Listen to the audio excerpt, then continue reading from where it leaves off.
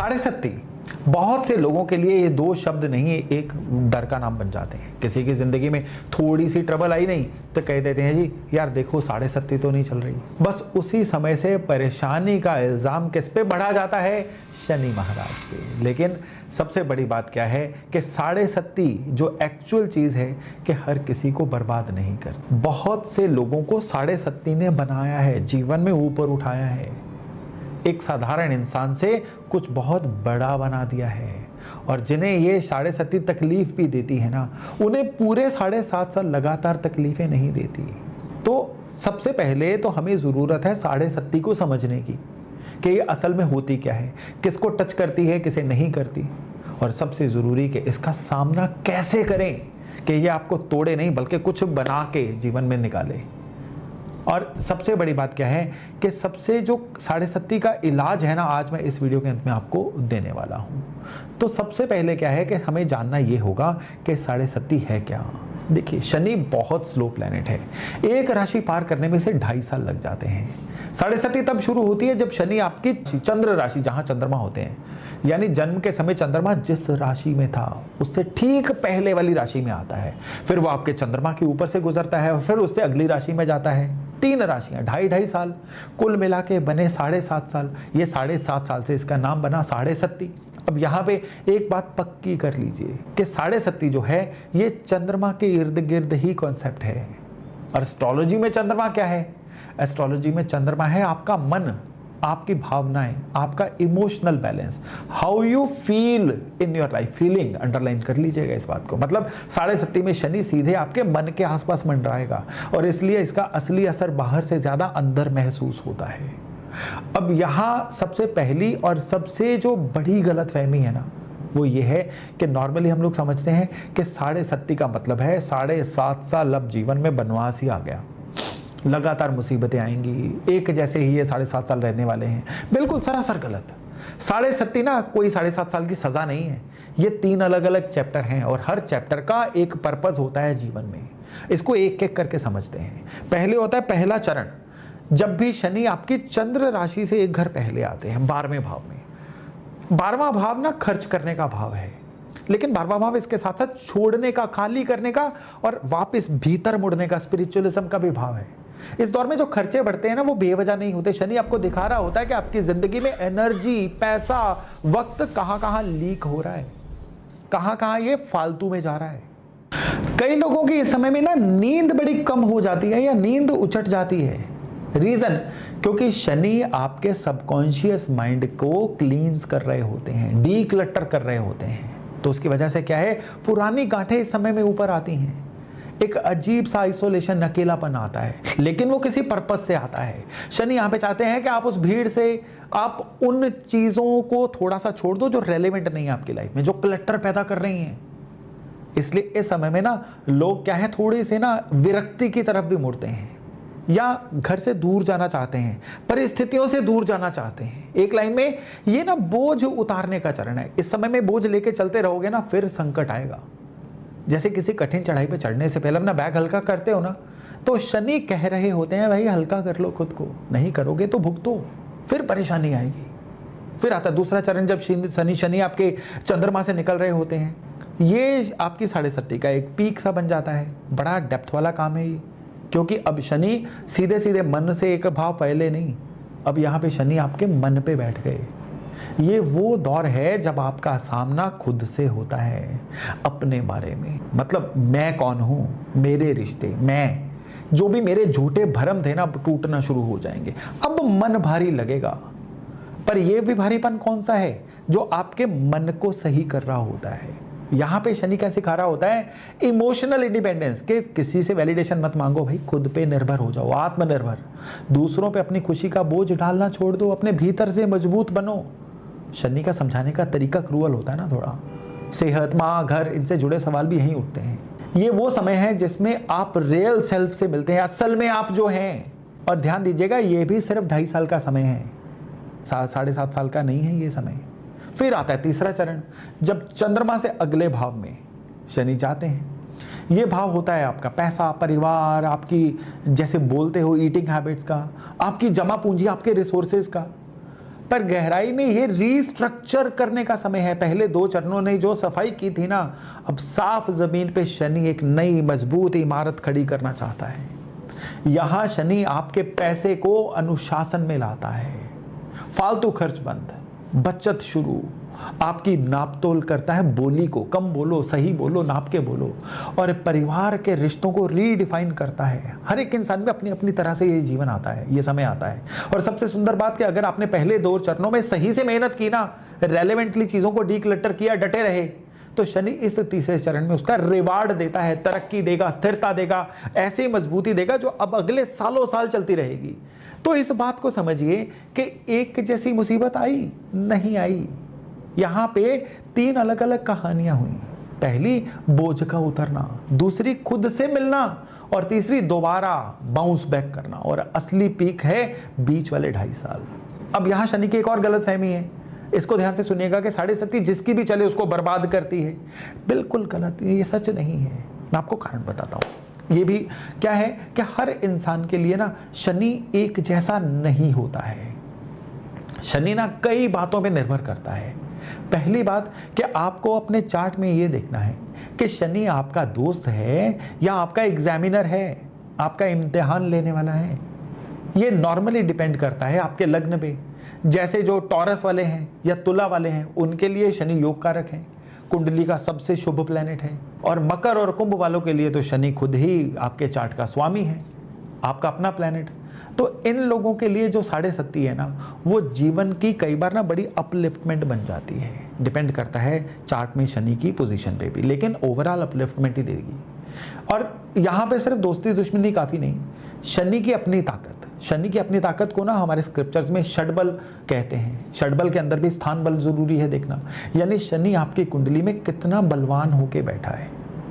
एक मजबूत शनि एक काबिल शिक्षक की तरह, एक अच्छे टीचर की तरह, मेंटर गाइड की तरह, जो सख्त तो है लेकिन आपको सिखा के, ठोक के, पीट के नतीजा दे के छोड़ेगा, वो भी अच्छे वाला। और वहीं एक कमजोर शनि ये सिर्फ दबाव डालेगा, उसके पास देने का उतना दम नहीं होता। हाँ, वो दौर जो है थोड़ा सा ज्यादा थकाऊ या टफ लग सकता है। शनि शुभ है या नहीं ये एक बात है, और वो शनि है कितना ताकतवर ये दूसरी बात है। और तीसरी बात है कि शनि की अपनी अंदर की इम्यूनिटी, अंदर की सेहत कैसी है। हर प्लेनेट की ना एक अपनी कह लीजिए इम्यूनिटी होती है या ताकत होती है। इसे हम नवांश चार्ट से देखते हैं। ये बताती है कि प्लेनेट आपके बर्थ चार्ट में जैसा भी दिख रहा है वो असल में कितना मजबूत है। अगर शनि नवांश चार्ट में अच्छी पोजीशन होल्ड कर रहा है ना, तो उस शनि के पास एक छिपा हुआ दम है। ऐसे में 7.5 आपको बहुत पका के, मजबूत बना के एक लंबी रेस का खिलाड़ी बनाएगी। और अगर शनि नवांश राशि में कमजोर है, अब 7.5 ट्रबल तो देगी। अब जो है कि शनि आपको अपनी 7.5 में थोड़ा ज्यादा प्रेशराइज करेंगे, और फिर उस प्रेशर के बाद आप कितना सीखते हो ये आप पे है। इसलिए दोस्ती, ताकत, अंदर की सेहत, सब चीजें देखनी है। इसीलिए हर इंसान टू इंसान जब 7.5 वेरी करती है ना, उन सबको अलग अलग रिजल्ट देती है। और आप इतिहास को उठा के देख लीजिए, बहुत से लोगों ने अपना सबसे बड़ा काम 7.5 के दौरान ही किया, क्योंकि शनि का दबाव उनसे असाधारण मेहनत करवा गया, और उसी मेहनत ने ऐसी नींव रखी जो डिकेड्स तक चली, सालों साल चली। तो 7.5 से डरने से पहले एक सवाल पूछिए कि मेरे लिए शनि है क्या। जवाब जाने बिना डरना नादानी है, मूर्ख है, मूर्खताई है। अब मान लीजिए कि शनि आपके लिए थोड़ा सख्त है भी, तो 7.5 की तीव्रता को कुछ चीजें बहुत हद तक संभाल लेती हैं। ये आपके फेवर में खड़ी हुई, आप कह लीजिए कवच हैं, ढाले हैं। पहली ढाल है आपके चंद्रमा की ताकत। याद है 7.5 क्या थी? मन की लड़ाई। और जिसका चंद्रमा कुंडली में मजबूत है ना, उसका मन भी मजबूत है। वो इस दबाव से सीखेगा, बेहतर बन के बाहर आएगा, टूटेगा नहीं। कमजोर चंद्रमा वाले को 7.5 ज्यादा तोड़ेगी। अपने चंद्रमा को सही करिए, 7.5 बड़े अच्छे रिजल्ट देगी। जबरदस्त बात बता रहा हूं आज आपको। फिर दूसरी ढाल है कि उस वक्त दशा कौन सी चल रही है। 7.5 तो ट्रांजिट है, दशा वो समय चक्र है जो तय करता है कि कौन सा प्लेनेट इस वक्त आपकी जिंदगी को चला रहा है। अगर 7.5 के दौरान किसी अच्छे ग्रह की दशा चल रही हो ना, तो वो भी शनि के दबाव के आगे कुशन का काम करती है, संभाल लेती है शनि के दबाव को। तो ये अकेले शनि का खेल नहीं, ये टीम वर्क है, ये पूरी कुंडली का तालमेल है। बाकी 8 प्लैनेट भी तो काम कर रहे हैं ना उस समय, खाली शनि थोड़े ही है आपकी लाइफ में। और तीसरे बृहस्पति, कृपा कारक बृहस्पति, सबको अच्छा फल देने वाले। 7.5 के दौरान अगर गुरु आपके अच्छे भावों से निकल रहे होंगे ना, तो वो एक अम्ब्रेला की तरह, एक छतरी की तरह काम करते हैं। बहुत सारी बारिशों को वो खुद झेल लेते हैं, आपको भीगने नहीं देते। तो 7.5 बुरी नहीं होती है। अब आप समझ जाइए कि अगर कोई कहता है ना 7.5 बुरी है, तो आपने फिर ये सारी चीजों को देखा ही नहीं है। इसलिए क्या है ना, सिर्फ ये देख के या कोई रील या कोई वीडियो देख के इन राशियों की 7.5 शुरू होगी, आपकी चिंता शुरू हो गया काम। तो चिंता करना तब जो है बड़ा स्वाभाविक होता है जब आपको नॉलेज नहीं होती। शुरू में मैंने कहा था ना कि 7.5 चंद्रमा के इर्द गिर्द घूमती है और चंद्रमा आपका मन है। अब ये सारे संकेतों को पूरा जोड़िए कि 7.5 का असली मैदान जो है वो आपका वर्क प्लेस नहीं है, आपका घर नहीं है, आपके रिश्ते नहीं है, वो आपका बिहेवियर पैटर्न है। How you react to the situation, आपके रिएक्शन चेंज हो जाते हैं उस समय में। शनि क्योंकि मन पे चोट करेगा ना, इसलिए दौर में सबसे ज्यादा ना लोग जैसा महसूस करते हैं ना वैसा रिएक्ट करते हैं, और उसकी वजह से इंसान के कई फैसले गलत हो जाते हैं। कई जगह पे वो रिस्क नहीं ले पाता, कई जगह पे सेंस ऑफ इंफीरियरिटी से कई सारी ऑप्शन छोड़ देता है, और फिर इवेंचुअली नुकसान तो होंगे ना उन चीजों के। तो मन पक्का करना है, मन के आसपास से धुंध हटानी है जिसमें हर चीज मुश्किल लगने लगती है। और यही सबसे बड़ी गलती होती है कि लोग बाहर के हालात ठीक करने लगते हैं, लेकिन उपायों पे उपाय करेंगे, तेल पे तेल चढ़ाएंगे, उड़द की दाल चढ़ाएंगे, वो लड्डू समोसे खिलाएंगे, लेकिन असली दबाव जो मन पे है भाई साहब, उसको तो संभालिए।